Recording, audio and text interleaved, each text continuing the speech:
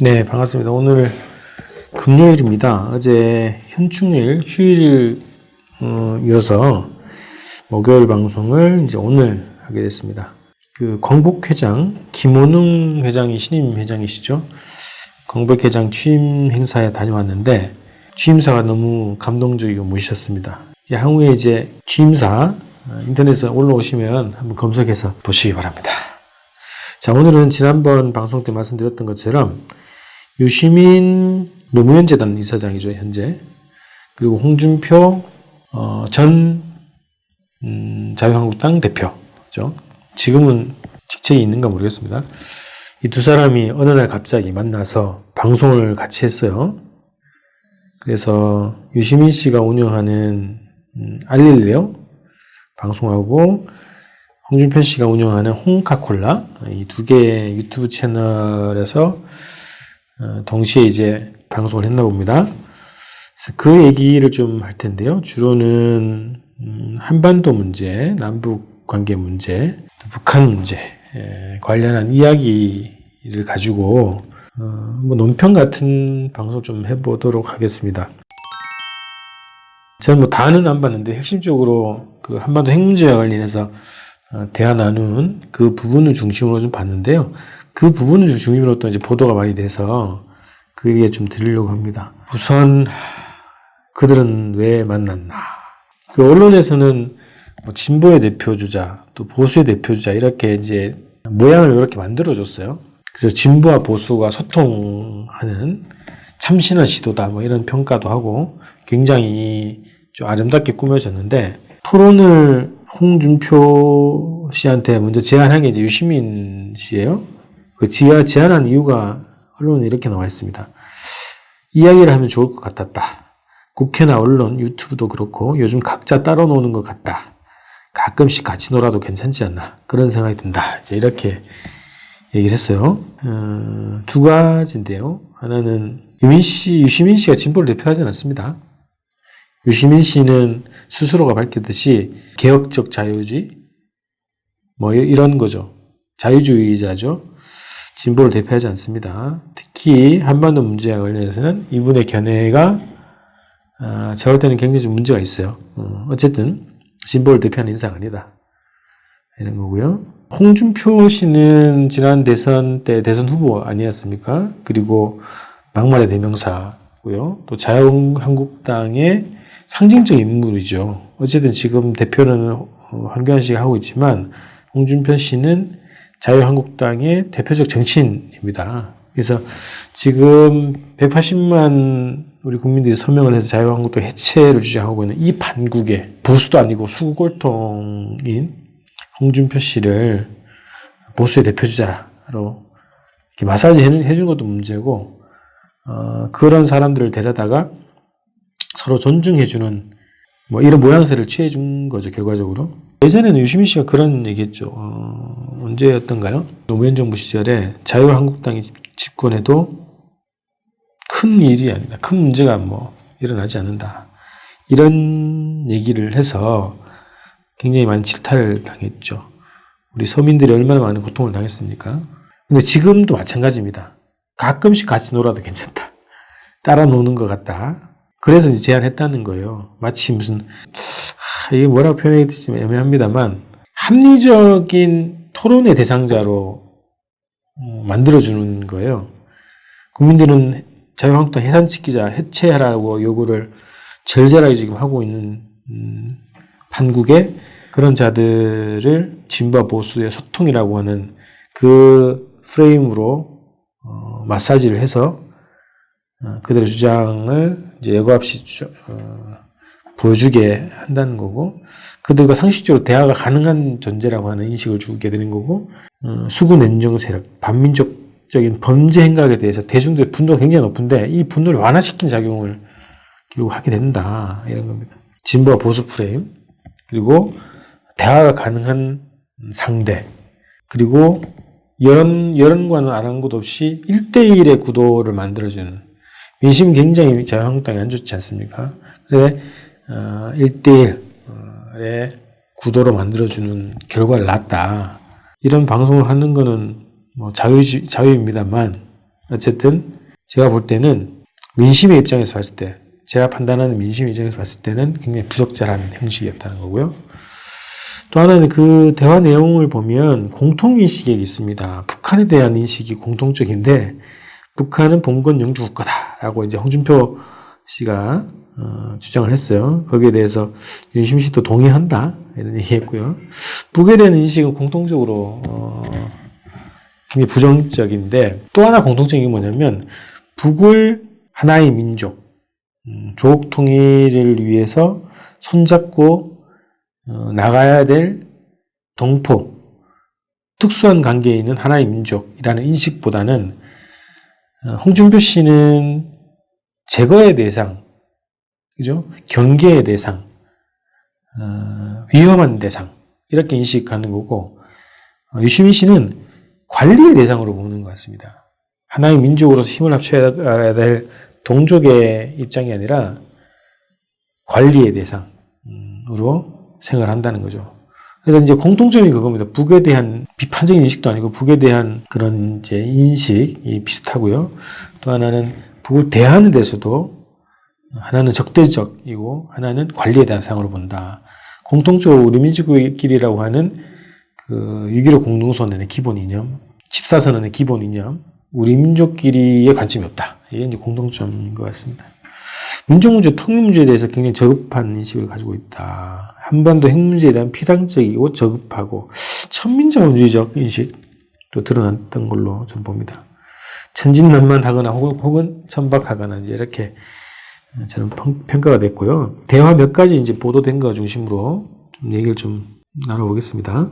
자, 북이 탄도미사일 개발하는 그 목적에 대해서 유시민 이사장은 이렇게 얘기했네요. 미국에게 안전보장을 받으려고 하는데 미국이 상대를 안 해준다. 그래서 그 고민하다가 미국 본토로 해칠 수 있는 가능성을 생각해서 탄도미사일을 개발했다. 이렇게 얘기했고요. 홍준표 대표는 이게 이제 적화통일용이다. 남침용이다. 이렇게 얘기했어요. 기본적으로는 이런 거 아닙니까? 한반도 핵 문제의 발생원에 대해서 이 두 사람이 전혀 언급하지 않습니다. 그죠? 한반도 핵 문제의 발생 요인에 대해서 이전 방송에 좀 말씀드렸는데, 한반도 핵 문제의 본질은 미국의 핵 위협이죠. 한반도 핵 위협이 한반도 핵 문제의 본질입니다. 미국의 핵 위협이 제거가 되면 한반도 핵 문제는 해결되는 거예요. 그래서 북에서도 공식 입장을 발표했듯이 자해를 위해서 핵을 만들었다 이렇게 얘기한 거 아닙니까? 그래서 한반도 핵 문제에 대해서 본질에 대해서 이 두 분께서 전혀 고민이 없거나 관심이 없거나 이야기를 하지 않는다 이런 겁니다. 자, 그리고 핵 문제 해결책에 대해서 유시민 씨는 이렇게 얘기했어요. 돈을 주고 돈벌이를 할 길을 열어주고 핵을 사버리는 것이 방법이다. 그 외에 달리 평화적이고 비폭력적 방법으로 핵 문제를 해결할 방법이 없다. 이렇게 얘기했어요. 반면에 이제 홍 대표는 북한이 핵을 포기하지 않는 한 핵균형을 이룬 다음에 핵군축으로 가는 것이 맞다. 해서 남한의 독자적인 핵개발, 전술핵 배치 이런 주장을 했어요. 그래서 금방 말씀드렸던 것처럼 이 두 사람이 공통적으로 한반도 핵 문제의 본질을 모른다. 이런 겁니다. 위 서장이 얘기했던 돈을 주고 산다. 돈벌이를 할 수 있는 길을 열어준다. 이 자체도 핵 문제의 본질을 모르는 것이고요. 굉장히 저급한 천민자본주의적 인식이다. 남이 돈이 많으니까 돈 벌 수 있는 국리를 열어주면, 통로를 열어주면 핵을 포기할 수 있다. 이게 얼마나 순진하거나 천박합니까? 이게 본질이 그게 아니죠. 그리고 돈 때문에 북이 핵을 개발한 것도 아니고요. 또 북을 상대로 핵을 산다는 그 개념 자체도 굉장히 천박하죠. 비현실적이고. 자, 홍준표 대표 얘기도 마찬가지입니다. 핵을 가질 처지가 됩니까? 한국이 70년 동안, 74년 동안 자유한국당 유위의 정권이 미국의 바지가랑에 붙잡고 주둔을 구걸하고 온갖 무기를 다 사들이고 그러면서 미국이 핵을 가진 미국이 남쪽을 지켜줄 것이다. 이런 주술 아닌 주술, 이런 개념으로 70년 동안 한국의 문제를 해결해 오려고 했던 스스로를 돌아봐야 되는 거 아니겠습니까? 능력도 의지도 없는 사대주의자들 아닙니까? 이들이 핵보유를 주장하는 게 정말 엄청 어처구니가 없죠. 저도 동의합니다. 핵을 가질 수 있는 거는 자주권이 있어야 가질 수 있는 거 아닙니까? 미국은 박정희가 독자적 핵 개발하려고 했을 때 제거했죠. 그리고 전두환이 쿠데타로 집권하자마자 전두환한테 핵 문제와 관련한 협정을 체결합니다. 독자적 핵 개발할 수 없고 미국의 철저히 통제를 받을 수 있는 그런 구조와 협정을 체결하게 만들었습니다. 그래서 핵 문제와 관련 우리나라는 주권이 없습니다. 특히나 군사 주권도 없지만 핵 문제와 관련해서는 스스로 만들 수도 없고 개발할 수도 없고 배치할 수도 없습니다. 그런 권한도 없는 상태를 만들어 놓은 것이 자유한국당이고 홍준표 씨 아닙니까? 이 사람들이 핵을 배치하자, 핵 균형을 맞추자, 전술핵을 배치하자, 독자적 핵 개발을 하자라고 하는 말을 할 수 있는 처지도 아닌 겁니다. 세상 물정도 모르는 거고 허세만 가득한 수군 엔정 세력들의 대표주자죠. 큰 형님만 믿고 깝치는 비겁쟁이들 아닙니까? 독자적인 핵 개발을 할 수 있는 권한과 능력과 의지가 되는 정부가 저는 꼭 필요한 정부라고 보고 그 정부를 저도 적극적으로 지지할 겁니다. 그런 것도 못 만들어 놓은 이 자유한국당 정치인이 핵 보유를 주장할 염치가 있고 능력이 되는가? 거짓말쟁이라고 봅니다. 자, 그래서 이런 주장들이 난무한 방송이었어요. 그래서 아무 말 대잔치라고 저는 보는데 결과적으로 자한당류의 정치인들의 주장을 정당화시켜주는 혹은 존재감을 보여주는 그런 작용을 한 방송이었다는 겁니다. 백해무익하고 어설픈 대화, 결국 그들의 존재감을 키워주고 대중들의 자유한국당 해체에 대한 요구와 분노를 완화시켜주는 완충작용 역할을 결국 하게 되는 것이다라는 겁니다. 왜 이런 노름을 하냐 이거죠.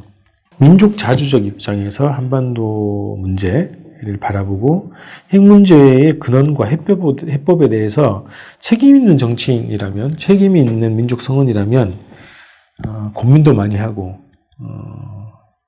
공부도 많이 하고 책임감 있게 발언을 해야죠. 주장을 해야죠. 그런 것도 없이 뭐라 그럽니까? 언변으로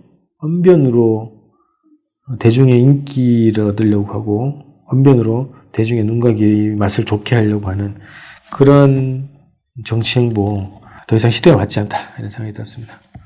입으로 먹고 사는 사람들의 아무 말 대잔치라고 저는 이제 평가를 했어요. 특히나 지금 한반도 정세가 굉장히 엄중하지 않습니까?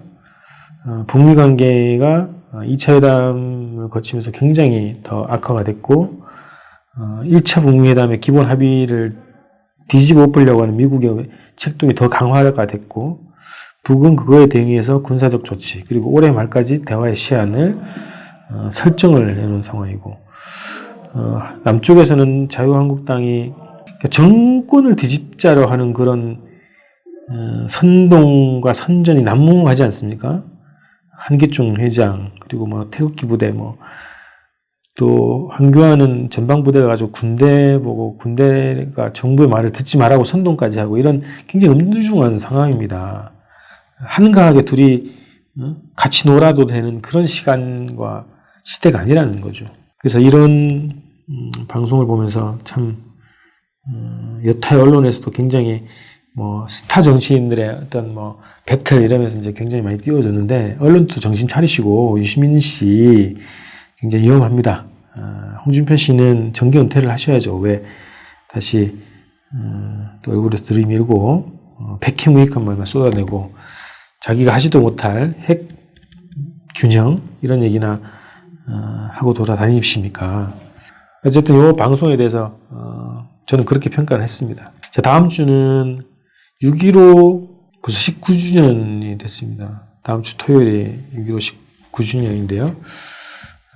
또 통일 문제 관련 얘기들을 또 이어가 보겠습니다. 그리고 제가 좀 기획하고 있는 것 중에 하나는 한국의 기자들이 멍청한 기사들을 많이 써낸답니다. 써내고 있지 않습니까? 지난번 방송에서 말씀드렸던 것처럼 조선일보는 공작 방송, 조작 방송, 심리전 방송, 보도를 하고 있죠. 그 외의 언론들도 굉장히 많이